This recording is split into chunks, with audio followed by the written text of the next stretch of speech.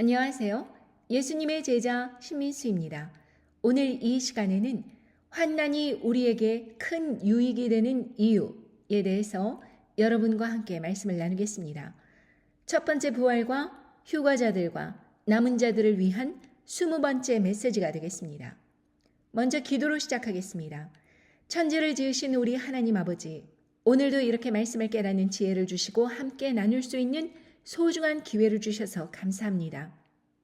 이 마지막 때를 살아가면서 저희들이 하나님 아버지 말씀 안에서 끝까지 인내하고 살아갈 수 있기 위해서는 말씀의 지혜가 필요합니다.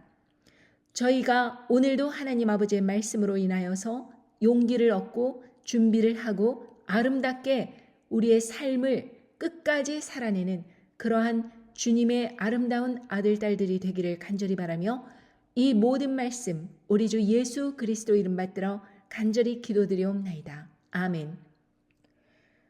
우리는 보통 환난이 닥친다 그러면은 그것을 기피하는 경향이 있습니다. 우리는 무조건 행복하고 기쁘고 즐거운 그러한 삶만이 하나님 아버지께서 축복을 주시는 삶이다 라고 생각하는 경향이 있습니다. 어려운 것은 싫어합니다. 괴로운 것은 피하고 싶습니다. 고통은 전혀 내가 겪어서는 안 된다고 그렇게 거부하고 싶습니다.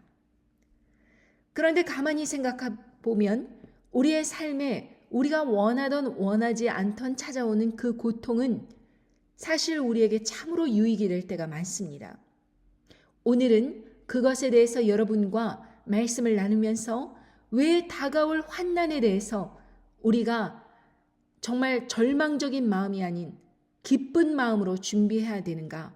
그것을 여러분들과 함께 나누면서 여러분의 삶의 자세와 태도가 더욱더 주님 보시기에 아름답게 준비될 수 있기를 간절히 바랍니다. 우리는 주위에서 흔히 어떤 사람이 큰 사업에 실패를 했다던가 건강을 잃었다던가 이혼을 했다던가 그런 불행한 경험을 한 것을 그렇게 보고 들을 때 이러한 표현을 씁니다. 그 사람 망했다. 이 망했다라는 표현이 왜 우리는 실패했다, 이 fail 그런 단어가 아닌 망했다라는 표현을 쓸까요? 사실 실패와 망했다는 근본적으로 차이가 있습니다. 실패했다는 것은 그것이 성공했느냐 실패했느냐 그 갈림길에서 그것을 성공하지 못했다. 그럼 다음번에 기회가 있을 때는 실패하지 않고 성공하겠다. 이러한 뜻으로 뭔가 플렉서블하게 뭔가 유동성이 있는 그러한 의미로 우리에게 다가옵니다. 그런데 망했다는 것은 그 단어를 찾아보면 개인이나 집단이 재구실을 하지 못하여 흩어지거나 없어지다. 그러니까 자기 구실을 못해가지고 흩어져 버리는 거예요. 그냥 없어져 버리는 것입니다. 그것이 그 망했다는 뜻입니다. 그런데요, 여기에서 망자는 도망하다, 죽다, 그러한 의미가 있다고 합니다.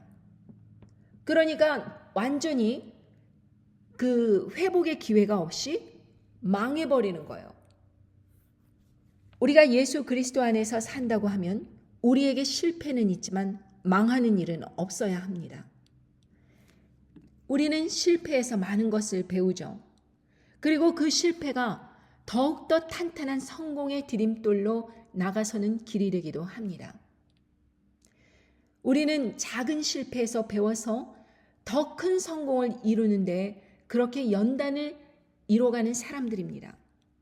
그런데 예수 그리스도가 없는 사람들에게는 그냥 어떤 것에 실패하는 것이 망하는 것입니다. 회복의 기회가 없이. 왜 그런 것인가? 마음가짐이 틀리기 때문에 그렇습니다.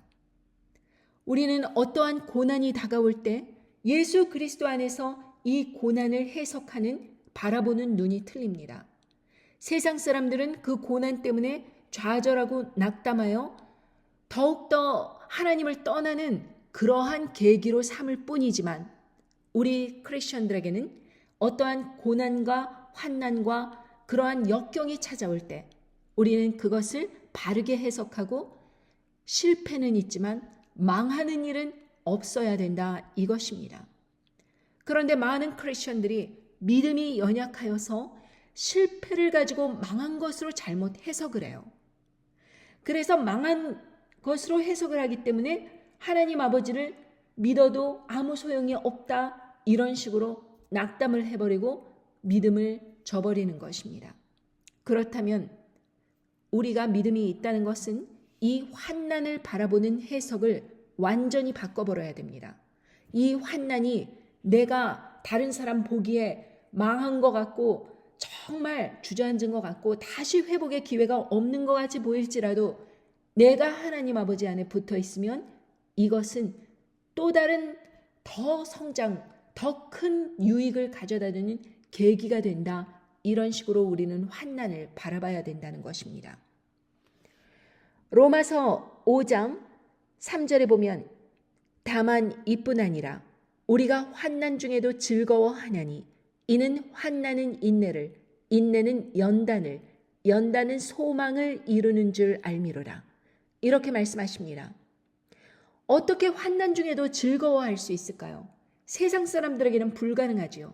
그러나 우리 예수 그리스도를 믿는 우리들에게는 예수님께서 십자가에 못 박히심으로 인하여서 죽으셨으나 마치 세상 사람들 눈에는 조롱하고 비웃는 그런 죽음처럼 보였으나 우리에게는 인류 전체의 희망이 되는 구원의 길을 열어놓으신 그러한 위대한 승리가 된 것입니다.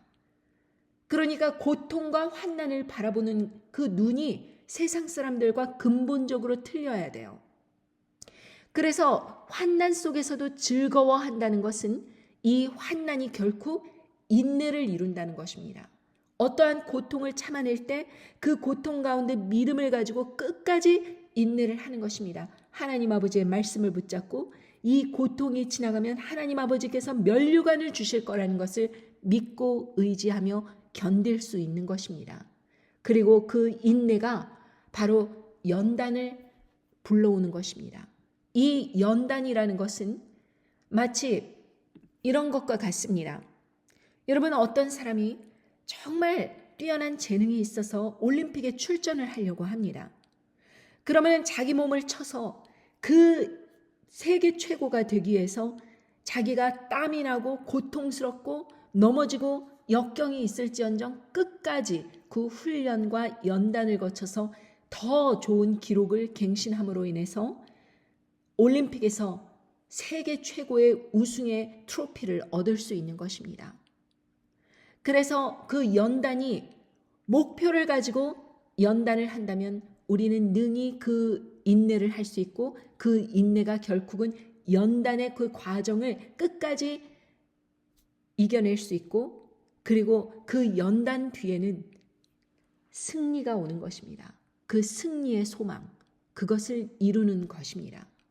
그래서 환난이 인내를, 인내가 연단을, 연단이 소망을 이루는 것입니다. 하나님 아버지께서 연단하지 않는 사람들이 있습니다. 내버려 두시는 사람들이 있습니다. 자기 하고 싶은 대로 마음대로 하면서 온갖 탐욕과 그리고 욕정에 이끌려서 세상 사람들이 알지 못하는 그러한 저 깊은 내면의 악한 괴계를 펼치면서 자신의 야망과 꿈을 쫓는 사람들이 있습니다. 그런 사람들에게는 하나님 아버지께서 환난도 주시지 않고 고통과 연단을 하지도 않는 것 같습니다. 그 사람들은 인내를 배우지 못합니다. 그 사람들은 잠시 잠깐의 자기의 그 성공을 목말라 하면서 끝까지 달려가지만 결국에 다다른 곳은 지옥의 문 앞입니다. 그들에게는 하나님 아버지께서 주시는 그 환난을 바라보는 눈이 없습니다. 그래서 고통을 피하려고 합니다. 환난을 피하려고 합니다. 그러다 보니 자기의 성공을 위해서 남들을 짓밟는 것입니다. 자기의 욕정을 위해서 남들의 인권을 무시하는 것입니다. 그래서 그 사람이 결국 이룬 그곳은 저기 지옥불에 그 결과만 기다리고 있을 뿐입니다. 그러나 우리는 틀리죠. 우리에게는 이제 다가올 핵전쟁이 되었든 그 핵전쟁 이후에 짐승 정권이 쓰든 우리에게는 두려움이 없어야 됩니다.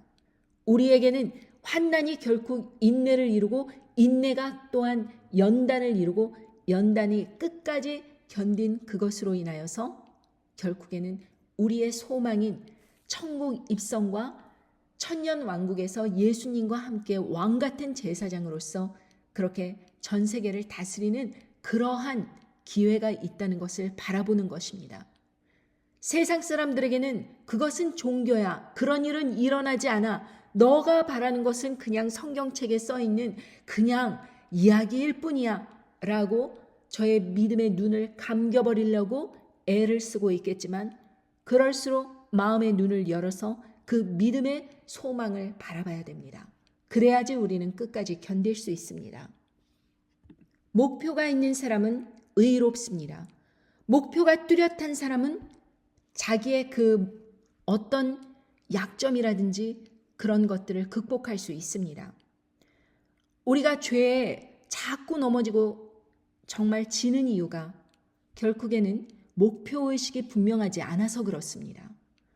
우리가 어떠한 목표를 분명히 가지고 있고 예수 그리스도를 분명하게 따른다고 하는 아주 뚜렷한 목표가 있다면 우리는 죄의 유혹에서 담대히 이길 수 있는 것입니다. 어떤 사람의 것을 가만히 있어도 그것을 거짓으로 그렇게 취할 수 있지만 그러나 그것은 불의한 돈이다 라는 것을 생각하고 거절을 할 수 있는 것은 우리에게 더 나은 소망이 있기 때문에 그것을 바라보지 않는 것입니다. 세상 사람들은 그런 검은 돈이 자기 앞에 다가오면 그것이 기회라고 생각을 하고 그런 돈을 흥청망청 쓰면서 자신의 인생을 망가뜨리지만 우리 예수 그리스도를 믿는 사람들은 예수님의 그 목표가 분명하기 때문에 그러한 모든 더러운 일에 합류하지 않고 그 모든 일에서 깨끗함을 유지할 수 있는 것입니다. 결국에는 돈이고 결국에는 성욕이고 결국에는 자기의 그 욕심과 성공을 이루려는 야망 때문에 그 모든 일들이 벌어지지만 그런 모든 것에서 우리를 지켜서 깨끗하게 할 수 있는 이유는 우리에게 더 나은 소망인 예수 그리스도가 있기 때문입니다. 율법에 대해서 사람들은 예수님을 믿는 사람들은 율법에서 자유하니까 율법을 지킬 필요가 없다라고 말을 하는데 그렇지 않습니다. 물론 구약의 율법이 이제는 효력이 예수를 믿는 사람들에게는 효력이 없습니다. 예를 들면 돼지고기를 먹지 말라고 하였는데 우리는 돼지고기를 먹을 수 있습니다. 그것은 우리를 더럽히지 못합니다. 우리의 입으로 들어간 것은 뒤로 나가기 때문입니다. 그러나 우리의 마음 중심이 어디 있는가? 예수 그리스도인가? 그렇다면 우리는 다른 사람들을 미워할 수밖에 없는 그런 상황에서도 우리는 사랑의 마음을 가질 수 있는 것입니다. 왜? 그러한 악한 사람들에 대하여서 긍휼의 마음을 가질 수 있기 때문입니다. 그 사람들이 가는 곳을 아는 것입니다. 그러니까 그 사람들을 용서할 수 있는 것입니다. 그렇다고 해서 그런 사람들의 악한 삶을 내 삶으로 끌어들여 똑같이 악해지고 동조하는 그런 미련한 삶으로 가는 것이라는 것은 아니죠. 분명히 선을 그어야 됩니다. 그 사람들과 합류되지 말아야 되고 그 사람들을 멀리하고 나 자신을 깨끗이 지켜야 됩니다. 그러나 내 마음속에 그 사람에 대해서 원망이라든지 미움이라든지 그런 더러운 감정들을 내 마음에 쌓아두어서는 안 된다 이것입니다. 왜? 우리의 소망에 그 이유가 너무나도 분명하기 때문입니다. 5장 20절 로마서 5장 20절에 보면 율법이 가입한 것은 범죄를 더하게 하려 함이라. 그러나 죄가 더한 곳에 은혜가 더욱 넘쳤나니 이는 죄가 사망 안에서 왕노릇한 것 같이 은혜도 또한 의로 말미암아 왕노릇하여 우리 주 예수 그리스도로 말미암아 영생에 이르게 하려 함이니라. 여러분, 이 말씀은 참으로 어려운 말씀입니다. 율법과 범죄를 이렇게 놓고 율법으로 인해서 범죄가 분명히 어떤 것을 하지 않으면 그 사람은 범죄한 것이다 라는 것이 이제 밝혀진 것입니다. 그런데 그 모든 범죄가 용서가 되는 것입니다. 예수 그리스도의 은혜로 말미암아. 그리고 나서 죄가 예전에는 이제 그 사람의 운명은 불못으로 떨어질 수밖에 없는 운명이었는데 은혜로 말미암아서 예수님 안에서 왕노릇을 할 수 있는 영생을 얻은 것입니다. 그런데 그렇다고 해서 죄를 그냥 우리가 죄에 묶여서 사는 사람들이 아니다라는 생각 속에서 죄를 자꾸 짓느냐? 그러지 않는다 그것입니다. 로마서 6장 1절에 보면 그런즉 우리가 무슨 말 하리요? 은혜를 더하게 하려 하려고 죄에 거하겠느뇨? 그럴 수 없느니라. 죄에 대하여 죽은 우리가 어찌 그 가운데 더 살리요? 여러분 여기에서 보면 죄에 대해서 죽었다는 것은 우리가 더 이상 죄를 알고서 짓는 그러한 일에 동참하지 않는다는 것입니다. 그래서 죄에 대해서 우리가 죽었다고 하는 것은 예수님과 함께 십자가에 못 박혔다고 하는 것은 이제는 죄가 싫어지고 죄에 합류하는 것을 싫어한다는 것입니다. 예수 그리스도를 믿는 마음으로 우리의 목표가 예수님이라는 것을 분명하게 또렷하게 우리의 머릿속에 각인된 이상 이 죄라는 것이 예전에 내가 죄를 지으며 그 안에서 종노릇하면서 살던 그 모습을 경멸하고 싫어하고 떠나가야 된다. 완전히 청산을 해야 된다는 것입니다.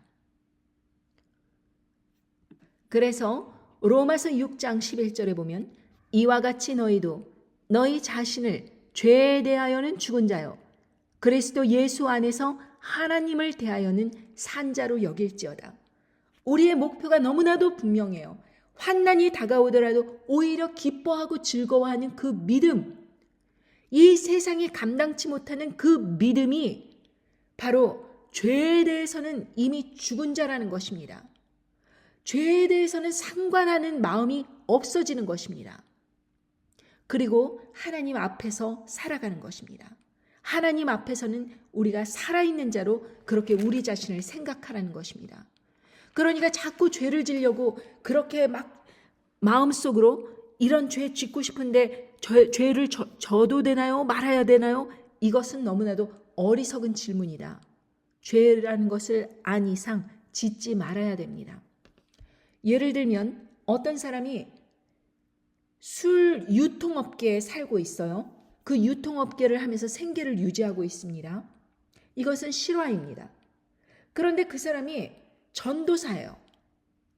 그래서 밤에는 전도사, 낮에는 술 팔고 또 전도사 일이 끝나면은 아버지 술 매상 그 높이려고 그 가게 가서 또 종업원 노릇을 하면서 술을 판매합니다.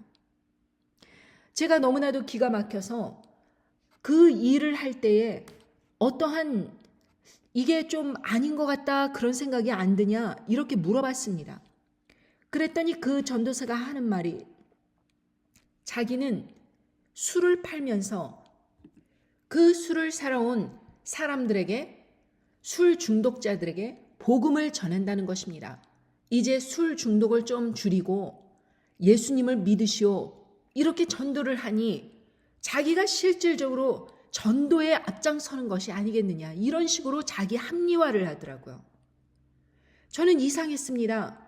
저 사람이 예수 그리스도를 믿었다면 저렇게 술 취한 사람을 상대로 해서 술을 자꾸 팔아서 이윤을 얻는 일이 싫어지고 죄에 더하여 합류하기 싫어져야 될 텐데 왜 저 일을 계속하고 있나? 이상했습니다.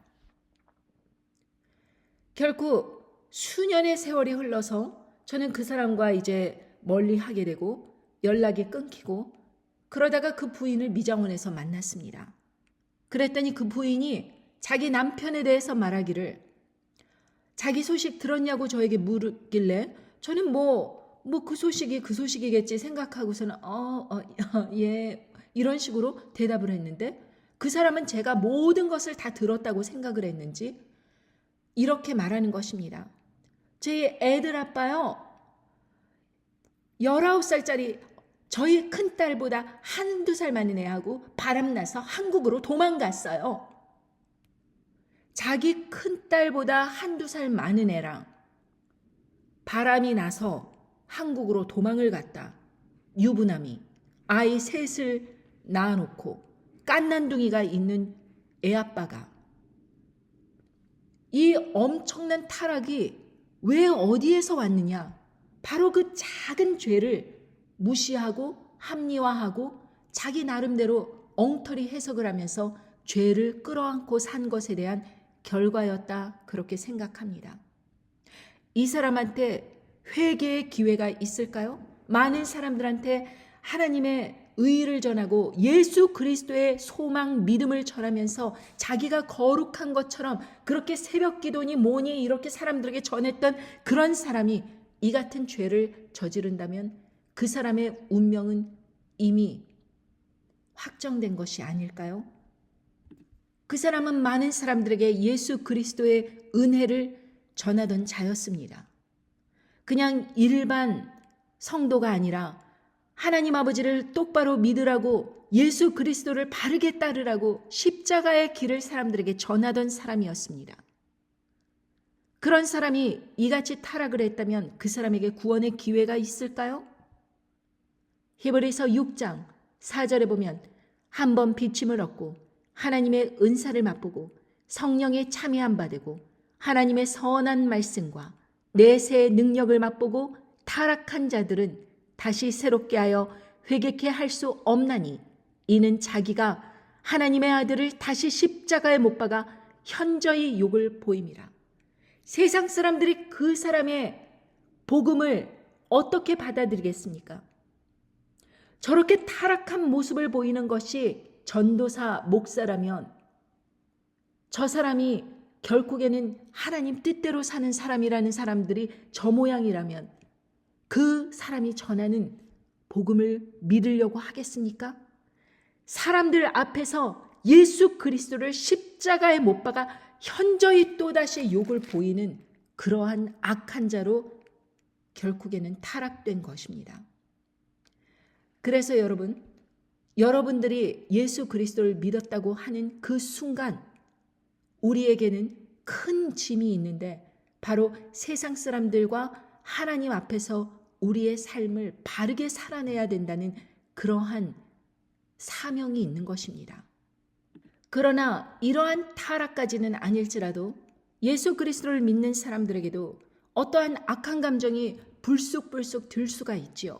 사도 바울께서도 그렇습니다. 사도 바울도 로마서 7장 21절에 보면 그러므로 내가 한 법을 깨달았느니 곧 선을 행하기 원하는 나에게 악이 함께 있는 것이로다. 내 속사람으로는 하나님의 법을 즐거워하되 내 지체 속에서 한 다른 법이 내 마음의 법과 싸워 내 지체 속에 있는 죄의 법 아래로 나를 사로잡아 오는 것을 보는도다. 오호라, 나는 곤고한 사람이로다. 이 사망의 몸에서 누가 나를 건져내랴. 우리 주 예수 그리스도로 말미암아 하나님께 감사하리로다.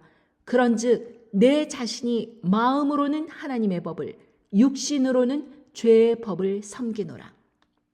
그래서 사도 바울이 깨달은 것은 이것입니다.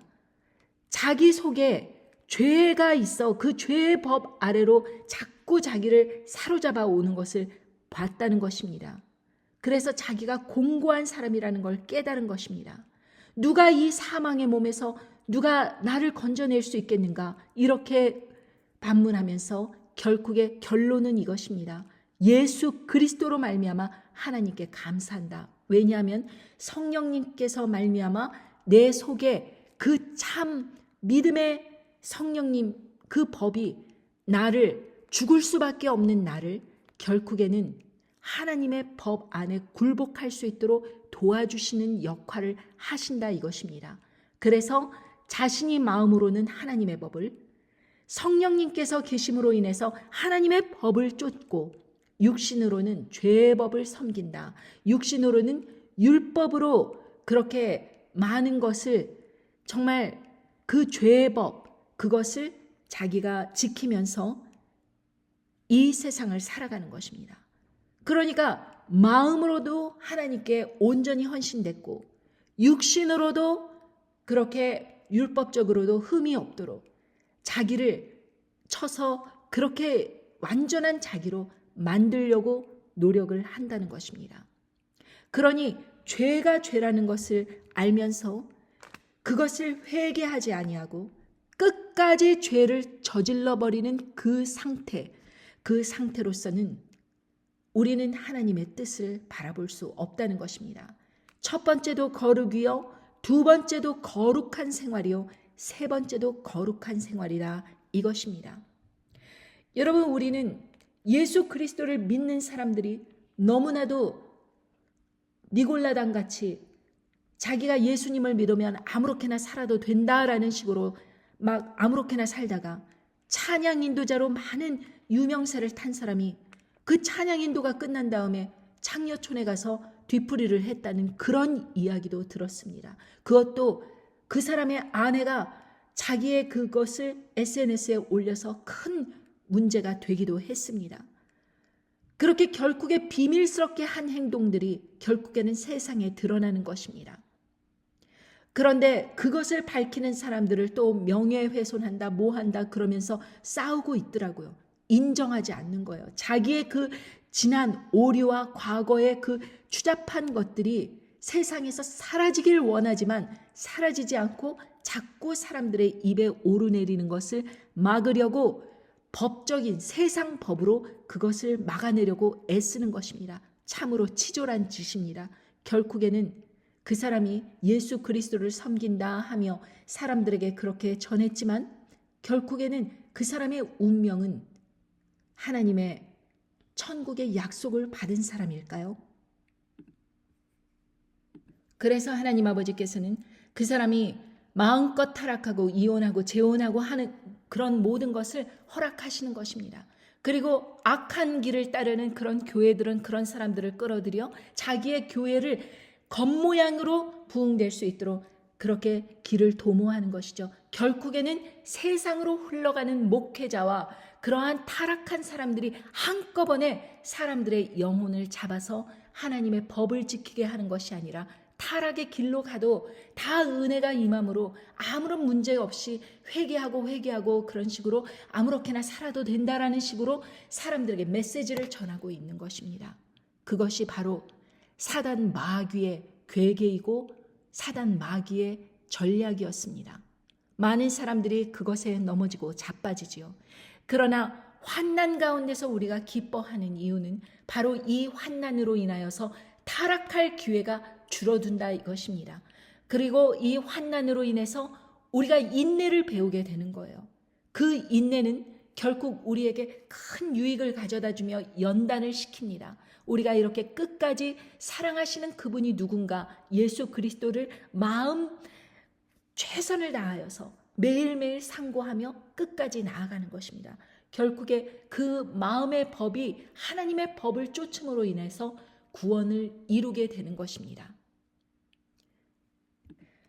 많은 세상 목회자들은 자기가 하나님의 길을 따르고 있다고 생각하지만 결국에는 사람들로부터 헌금을 걷어들여 큰 교회를 짓고 열심히 사역한다고 여기저기 돈을 여기에 뿌리고 저기에 뿌리고 자기한테 뿌리고 이러면서 많은 돈을 걷어들이고 있지만 그것은 육신을 쫓는 일이다. 하나님 아버지의 말씀을 쫓는다면 사람들이 싫어하더라도 진리를 외쳐야 됩니다. 진리를 외치는 사람들은 반드시 핍박이 옵니다. 왜? 그 사람들에게는 타협점이 없기 때문에 그렇습니다. 타협점이 없는 사람들은 많은 타락한 사람들에게 가시 같은 존재입니다.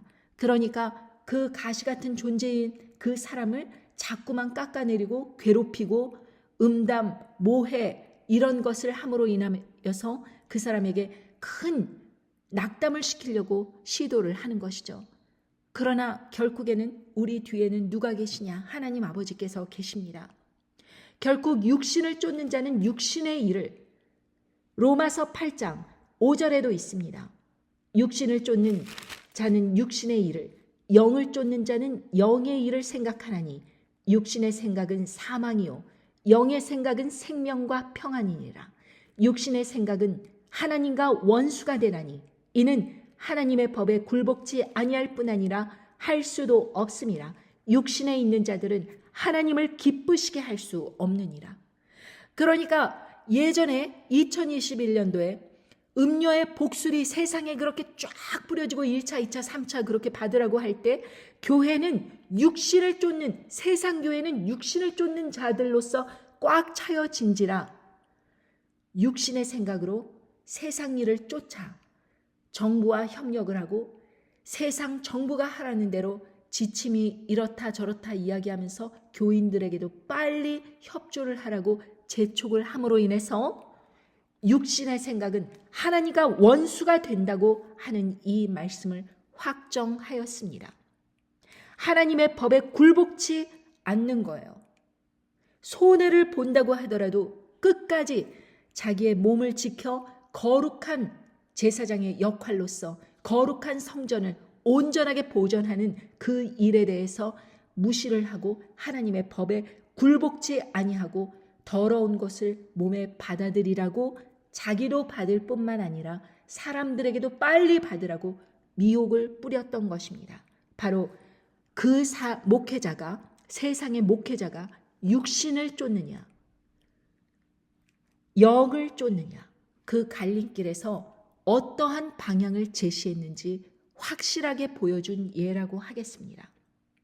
이제 핵전쟁이 일어나고 짐승 정권 들어서면 더욱더 누가 육신을 쫓는 자인지 생명과 평안을 쫓는 자인지 우리는 보게 될 것입니다. 우리는 그때 육신에 있는 자들은 결국 하나님을 기쁘시게 할 수 없다는 그 말씀대로 그 사람들은 짐승의 표를 받아들이고 짐승 우상 경배를 스스로 하게 될 것이고 결국에는 영원히 헤어나올 수 없는 그 세상과 협력하고 미혹을 뿌림으로써 많은 사람들을 우매한 길로 이끌게 될 것입니다. 이것이 성경의 말씀 그대로 우리들의 삶에, 앞으로의 삶에 벌어질 일들입니다. 우리는 이 일에 대해서 절대로 변명할 수 없습니다.